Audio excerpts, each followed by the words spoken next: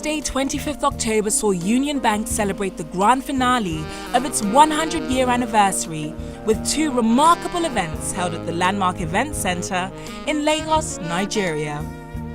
The day commenced with a conference of thought leaders entitled The Next 100, a call to action. What we had here was a very receptive audience.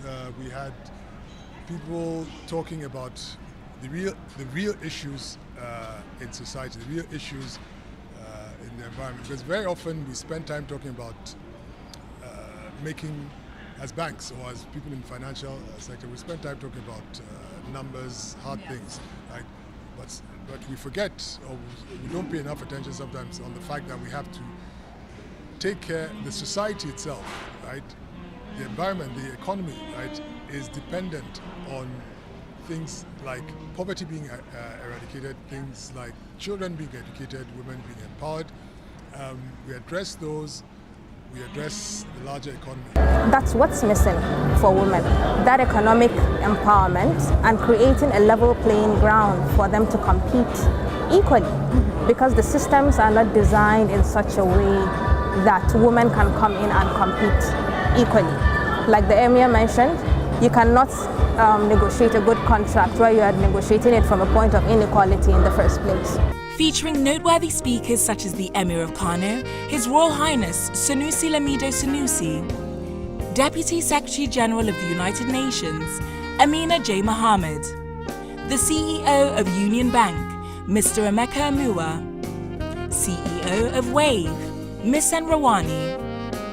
The conference sought to address specific issues, from the path to economic transformation through the Sustainable Development Goals, to the social charter within the nation, which individuals, businesses, and government use to interact, being made to engender long-lasting peace and ultimately prosperity for all. For me, coming from the central bank and being an emir, I came face to face for maybe the first time in my life with what it means when we say X% of Nigerians are living on less than $1 a day.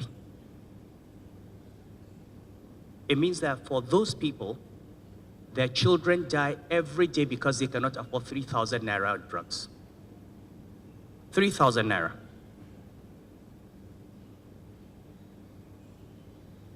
They don't have access to antenatal care. They have no access to immunization. If they get malaria, that's a death sentence. Their daughters get taken out of school. 75% of adolescent girls in the Northwest are married. We have the highest rate of VV fistula in the world. I've heard this figure about 62% of Nigerians living in poverty. But just as you look at inequalities vertically, you must also look at inequalities horizontally. And I'm coming down to the question of prosperity and peace. 62% of Nigerians, or maybe 40%, depending on what you look at. But break down those numbers. In Lagos State, the poverty rate is 8.5%. In Zamfara, it is 91%. In Kano, it is 77%. In Yobe, it is 90%. And demographically, these are the most populous parts of this country. So think through those numbers and put human beings behind those numbers. And then ask yourself, how many Nigerians out of this 170 million are living on less than $1 a day? Where do they live? And is there likely to be peace and stability in those areas in the future? It's simple. Until we begin to think of economics, not in terms of GDP, inflation, reserves, but in terms of how many human beings are able to eat 3 square meals a day. How many young people have an education? How many people have an opportunity in life? We can never have peace. Nigeria is a country today with 180 million people. The median age is 19. In the next 20 years, you will have at least 85 million Nigerians between the ages of 20 and 40. That is the population of Germany, the third largest economy in the world. 85 million. What economy are we building for those people? Staying true to its rich heritage and commitments to creating a promise-laden future, Union Bank awarded the winners of its Centenary Art Challenge cash prizes, with the overall winner strutting away with 1 million naira. Later that evening, Union Bank threw a magnificent gala to honor the customers and stakeholders who have supported the bank throughout the years.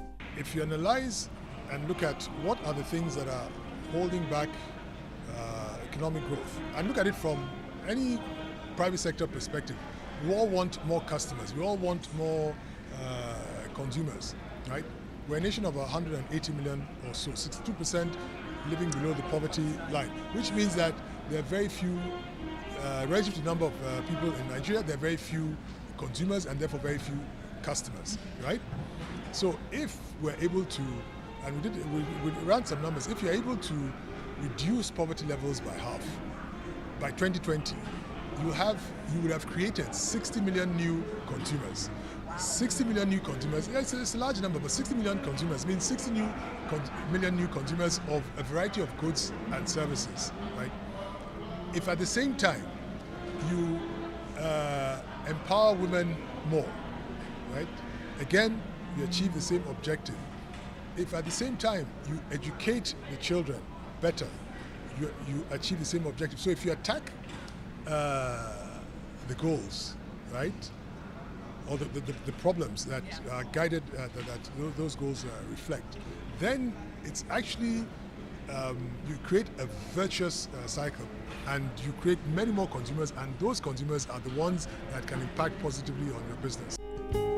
With mind-blowing performances from Nigerian superstars Mayokun, Omawumi, and Wande Cole, Union Bank showed us exactly why they remain big, strong, and reliable to Nigerians the world over. We provide services, right? And I'm either lending you money or borrowing money from you, as in taking a deposit from you, or helping you facilitate a payment or facilitate a collection. So we're facilitating payments, collections, trade between two people, individuals. That's what we do. And to the extent that we can do that efficiently at a low cost, do it well, do it consistently over time, right? It will make your own, it will make it easier for you to do whatever it is you're doing, right? Because your business is not banking, right? The banking is a facilitator to your business. So if we can meet your own needs and meet them consistently and efficiently, then you will be able to focus on what you do. If you're an entrepreneur, you do much more business. If you're a manufacturer, you build more. And once you do that, the pie begins to grow. So we facilitate, and our job is to make sure that we're doing that facilitation effectively and efficiently. Well, you're definitely doing a great job. We've experienced 100 big, strong, reliable years with Union Bank so far. Simpler, smarter. Simpler and smarter. Well, I was going to ask, what can we look forward to in the next 100 years? Nigeria's most reliable and trusted bank. Well, you're already that. Well, if we can stay that, and it's not an easy one to do, so because it requires behaving in a certain way consistently, it requires a certain discipline, and sometimes we'll not get it right, but as long as we live it and do it every day, then we'll certainly see the next 100 years, because we look at, okay, what does the customer want, right? And if we deliver what the customers want, if we evolve with the customer, right, understand the customer, what is their need, evolve with them, we'll certainly be around for the next 100 years. Katura King for Arise News.